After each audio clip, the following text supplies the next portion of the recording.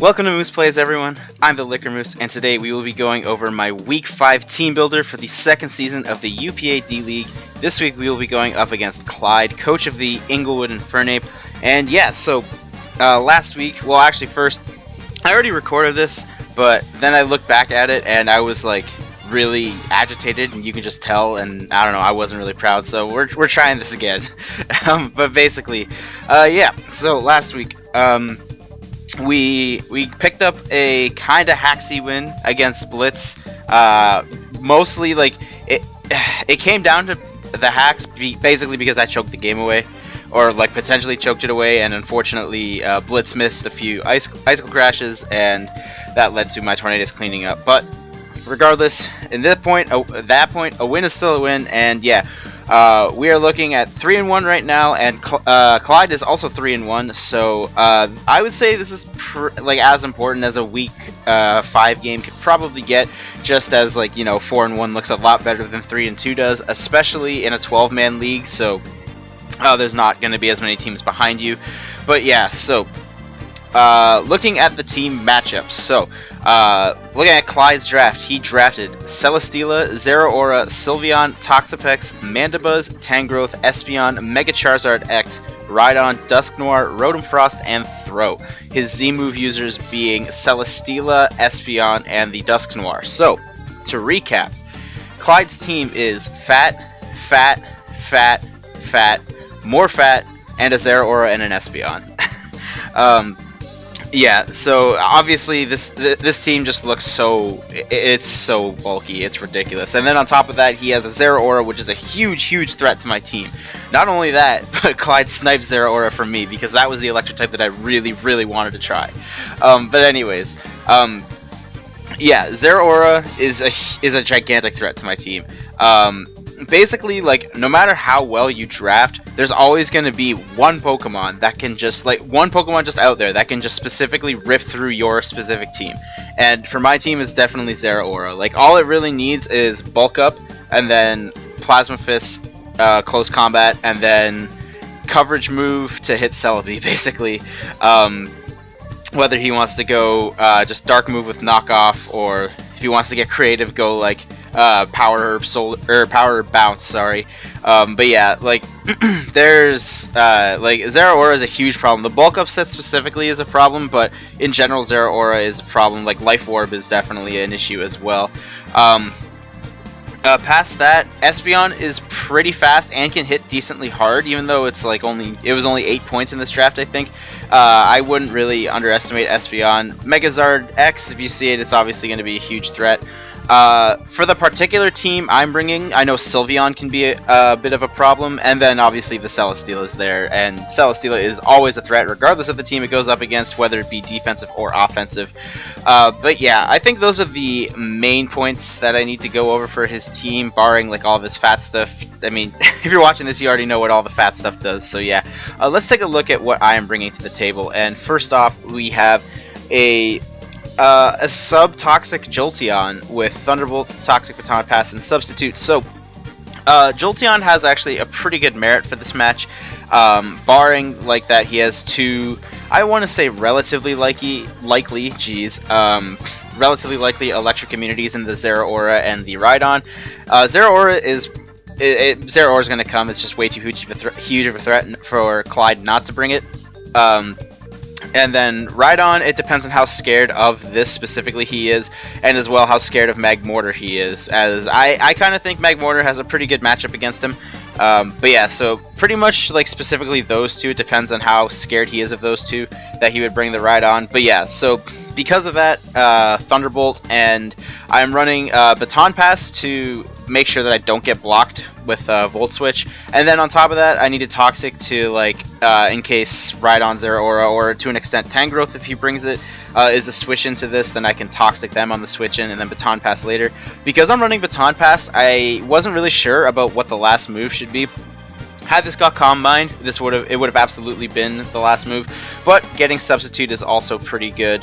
It gives myself free scouting opportunities, as well as after I sub up, I can Baton Pass and give something else a free switch in, as either he brings a Scarfer or Zeraora out to break my sub from an attack, and then I get a free switch into something else, or if I'm faster than whatever I'm Baton Passing out from, then I bring in the Substitute, and then there to just attacking the Substitute, my Pokemon is still in for free. So basically, Sub Baton Pass is allowing just free switches.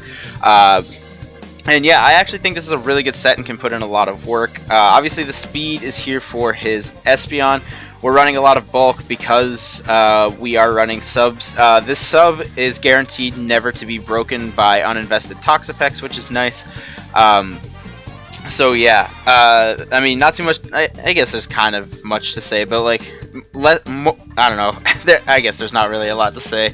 If he brings Throw, I need to watch out because Toxic can activate Guts, obviously. But yeah, so next up we have our Alomamala, and yeah, there's a Charizard X on Clyde's team. I'm bringing this to try to stop it. It is, I want to say, relatively free Espeon, as the most likely thing Aloe is going to do is Toxic. I just need to be very careful about it, but I mean, again, it's a straightforward set. I see a physically offensive Fire type. I'm bringing a physically defensive Alomamala that Wish passes, and yeah, again, not too much to say. It's pretty standard stuff, but it's really, like, Aloe is just really good at the set, so I figured why not bring it to check a relatively obvious check on my part. But yeah, so all that fat shit that Clyde has kind of gets smacked by Mega Gallade, not gonna lie. Swords Dance Mega Gallade, if I get to plus 2, 2-hit KOs everything. If I get to plus 4, it OHKOs everything, like straight up. I don't know if I'll ever get the opportunity to get to plus 4, but it could be a thing that happens potentially. So basically,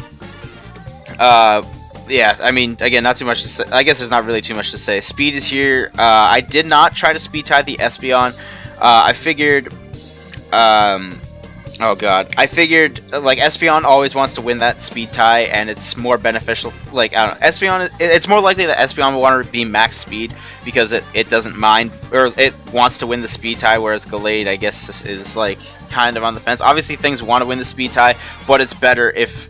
Espeon winning the speed tie is better than Gallade winning the speed tie, in my opinion. So we're just going to run slightly bulkier with enough attack investment to at plus 2 OHKO Mandibuzz after Rocks was the investment we put in. Also with this investment, I can deal 50% damage, or I can 2-hit KO Espeon with Shadow Sneak unboosted, and it's an OHKO at plus 2, so that's always nice.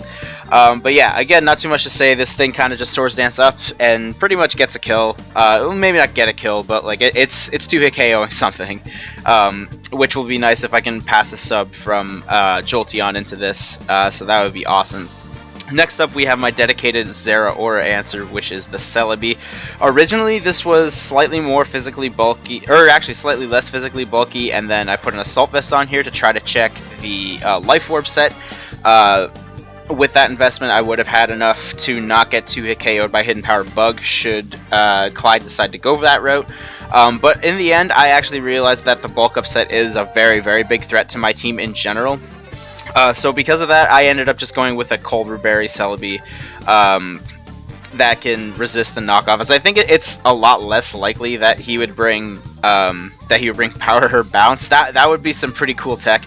I'm not gonna lie, but I think it's more likely he just goes for knockoff because knockoff is just good. But yeah, so we have Colbur Berry to weaken the first knockoff, and then obviously the big one is that this resists electric plus close combat, because unfortunately both my dragon type and my ground type are weak to close combat. So that was like the deal breaker that made Zeraora a huge threat to my team, in my opinion. So I kind of had to use this, which is alright still, but yeah, I will still probably try to scout for the Hidden Power Bug, as he could just be mixed with Bulk Up. I am not entirely sure. But yeah, so Recover, obviously for recovery, Giga Drain. I'm still not sure whether this should be Earth Power. There's merit to both, but in the end, just getting a good stab off on. Like, either way, whether this is Giga Drain or Earth Power, I pretty much get walled by the same things. barring maybe the Toxapex, I would rather have Earth Power, but this is still walled by Celesteela, this is still walled by Mandibuzz. And I guess with this, I'm not walled by the Rotom Frost if he brings it. It kind of has bring. If Rotom was the Z user, I could see it more coming because my team is a little bit Bolt Beam weak. But I still I don't know. I still think it kind of has some merit. But anyways, yeah, U-turn obviously for shenanigans, and then Stealth Rocks because I didn't have another rocker on the team. I will have to be very, very careful playing around the Espeon, as I really don't want it bouncing back my hazards. But yeah, so. Just physically defensive. I wanted to try to make this more mixed, but it was pointed out in a mock that the bulk up set on Zeraora is a lot, it's a really big threat against my team, so I just opted for more physically defensive. But yeah, so that's all I really have to say about Celebi. Next up we have Magmortar, and finally, after drafting it twice, I'm finally bringing Magmortar to a game, and I actually think it has a very, very good matchup in this game. Just the coverage it gets, even there was a few other coverage moves that I did debate, but I think this was the best coverage, I mean barring Taunt, that I could really think of. Taunt, again, he has a lot of fat stuff that wants to do non-attacking stuff, so Taunt can kind of shut those down.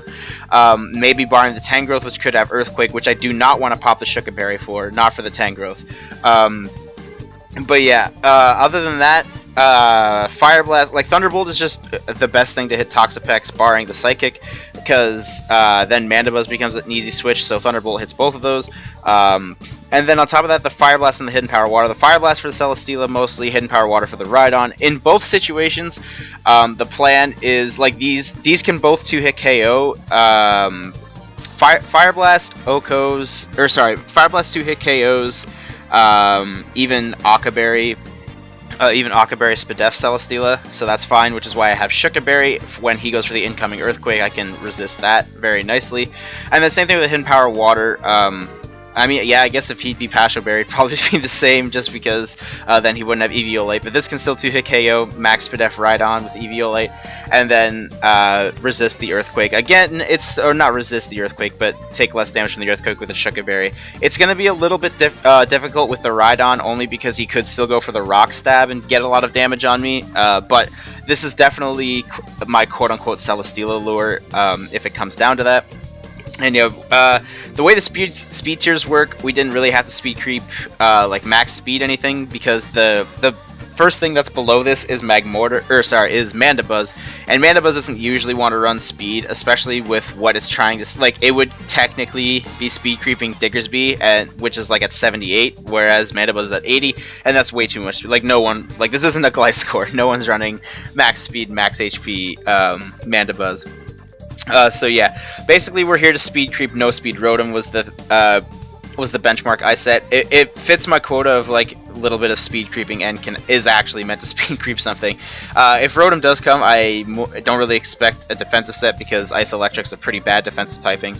But still, it was a legitimate benchmark, and then obviously the rest into HP. But yeah, that's I think Magmortar has a really good matchup in this, so I really want to try to preserve this as well as I possibly can. And finally, we have, not gonna lie, probably the most unsure Mon of all of my Pokemon on this team is my Tornadus. Again, another set that looks like it gets walled by Celesteela, but I'm gonna have to try to use Jolteon and Magmortar as best as I can to try to break them, or at the most get a Swords Dance up with my Mega Gallade. So yeah, in the case where I do try to set up rocks and he does go hard Espeon to bounce them back, I would like a Defogger, because like I said, I would like to try to preserve Magmortar as much as I can. And yeah, past that, this is pretty much the this is pretty much the standard OU set, barring that this is Fly Z, not Rocky Helmet, and then I'm speed creeping as well. But yeah, so Defog, not pretty self-explanatory. Knockoff, again, pretty self-explanatory. It's knockoff, it's good.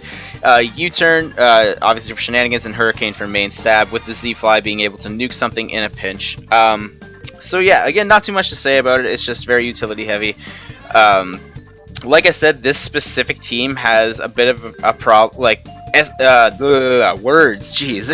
Sylveon is a bit of a problem for this specific team I'm bringing, especially since I don't have Poison Jab on this, but I definitely could not afford it.